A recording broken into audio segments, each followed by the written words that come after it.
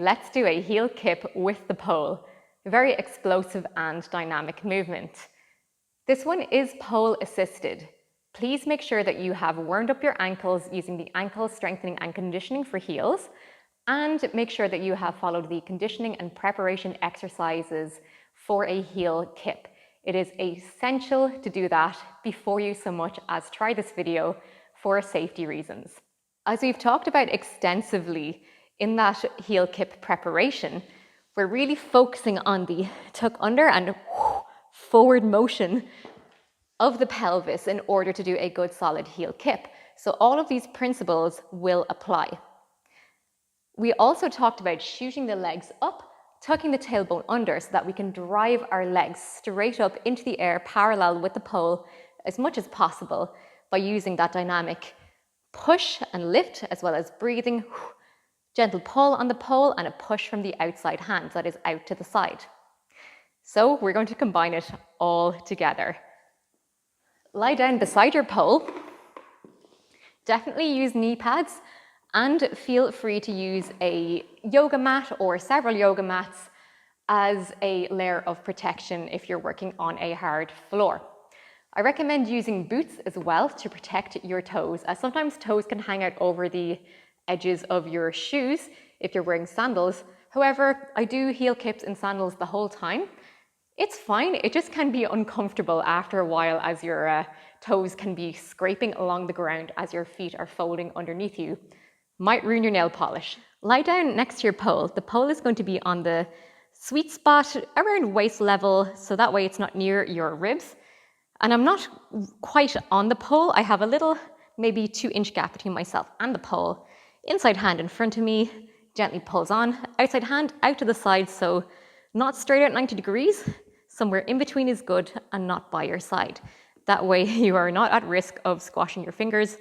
Same, we can't utilize that push effectively if the hand is too far away. Somewhere in the center is good. Now we're going to lift up into a plow. We'll be coming through a candlestick. Let's do it in slow motion. And on the way down, we're really tucking the tailbone under so we can get our feet gently underneath us like in the conditioning exercises. So in slow motion, we have our plow.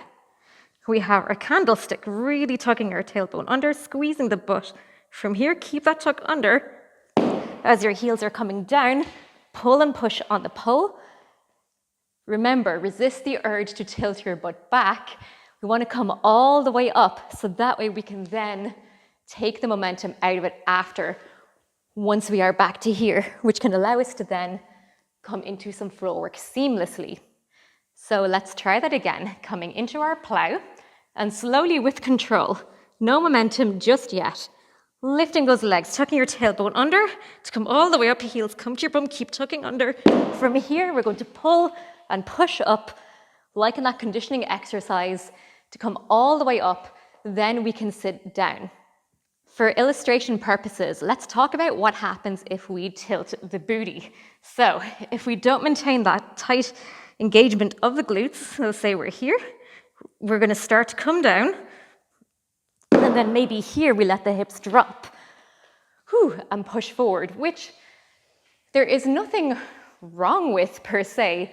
It's just that you might find that it starts to hurt after a while.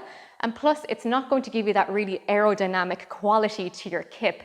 It's going to keep it really small. Remember, it's all about that thrust of the pelvis and that push that will give you lots of air time and will generate a lot of force. Let's do that one more time in slow motion before we add on that dynamic burst and make it more momentous. So from the other angle, we are lifting up into our plow.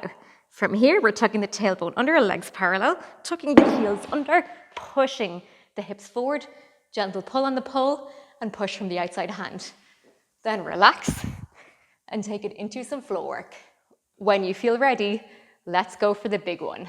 We're going to use a gentle beat, similar to what we did in those conditioning preparation exercises, to help bring the legs down, thrusting up, tucking the tailbone under for dear life, so that we come underneath the slopes of the shoes and push all the way up, thrusting the hips forward, tailbone tucked under as much as possible, then even more so.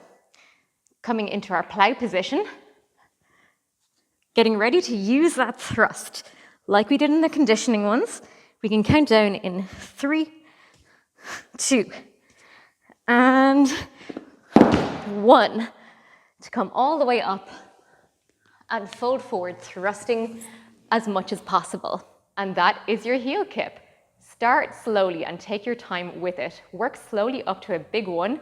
Use mats, use knee pads, use whatever you want. Most of all, use the conditioning and tuck your tailbone under. Good luck and enjoy.